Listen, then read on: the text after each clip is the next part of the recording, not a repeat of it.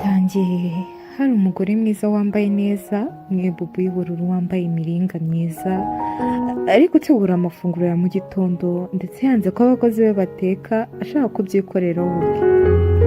Nuko abwira umukozi we wari uri aho witwa Lucy ati Lucy hamagara umuhungu wanjye Dave aze afate amafunguro ya mu gitondo yatunganye. Muri iyi minsi wanjye umuhungu wanjye ntakirya nta kiruhuka, yewe urabona ko atangiye kunanuka kubera gukora cyane. Nuko Lucy nawe arahamagara ati Dave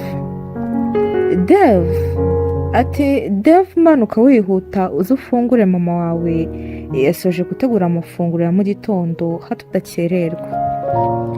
Kuri esikariye ndende mu nzu ubona ko ari umutamenwa hamanuka umuhungu mwiza wirabura muremure ufite inseko nziza, umusatsi w'irende, wambaye neza rwose ubona ko ari umusore bigoye gukuraho ijisho. Aza amwenyura ati mama nkunda cyane, ase kweri ntujya uruha? Saa 12 uba wabyutse utegura amafunguro? Wagira ngo uteguriye umwana w'imyaka 5 rwose. Nuko mama Dave ariyumvira ati ariko uranyumvira uyu muhungu di? Ati Dave umuhungu wanjye nubwo wasoza imyaka ingahe niwe wasaza imvi zikaba uruyenzi uzahura ukiri uruhinja rwanjye.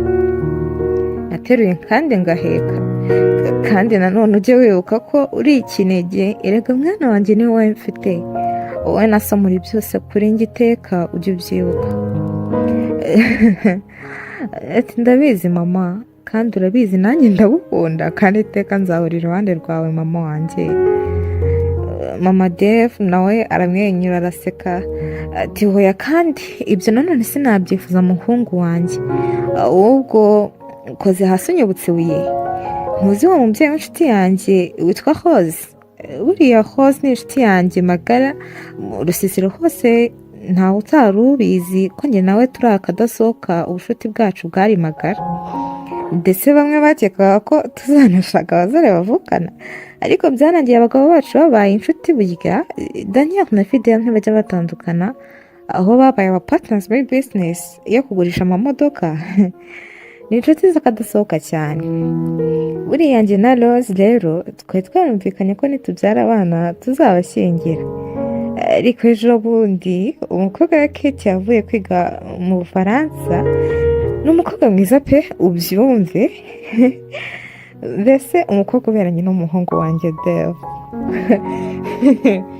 Mama hoya, kandi rwose urabizi gahunda yo gushaka sindayiteganya neza, niyo mpamvu nkubwira ngo shaka, none kugira ngo nzapfe nabonye umwuzukuru, cyangwa nuzi kuri ikinege famiye ya Karangura ashaka ko izacika burundu ndebera.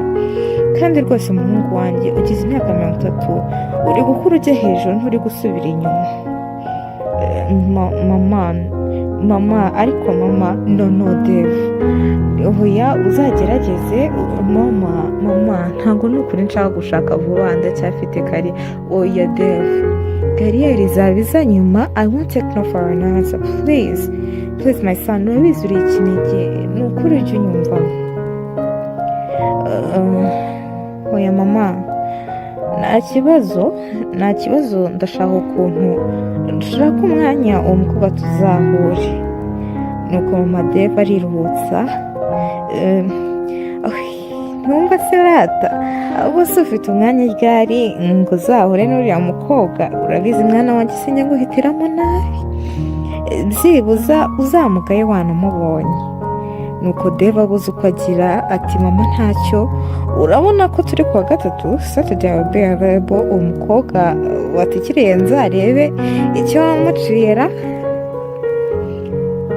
Mama Dave araseka ati ntumva se, ahubwo genda uhamagare papa wawe nawe azafungure agerage ku kazi hato amasaha atabafata.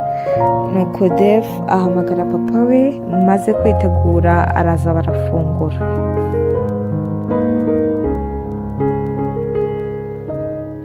Tugiye mu wundi muryango wa Rose na Fidel, famiye ubona ko nta kibuze rwose.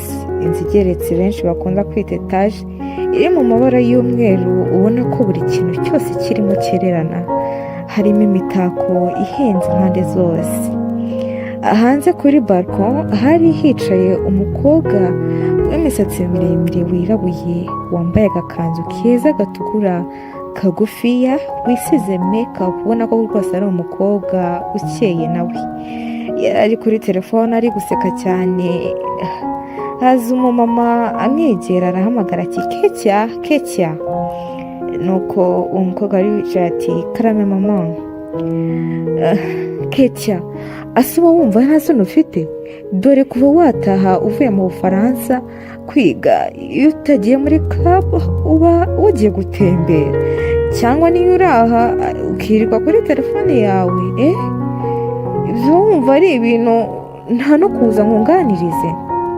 Nuko Ketya araseka ati mama nawe uzi ko wumva nawe impande yawe, dore mfite imyaka 25 ariko kuva nkiri umwana nirirwaga niga, none naho ndangirije masters. Ati aho kuruhuka ngo wicare ushaka akazi witonze ngo njye nirirwe impande yawe mama, urumva koko ibyo zashoboka? Nuko mama Ketya yitegereza umukobwa we ati mwana wanjye, nk'uko bivuze umaze kugira imyaka 25, nicyo gihe ngo nyireke ibirori nanjye ngire umukwe n'abuzukuru nk'abandi babyeyi, ariko mbona ntacyo wibwira, cyangwa ufite umusherisha ukaba warabimishe.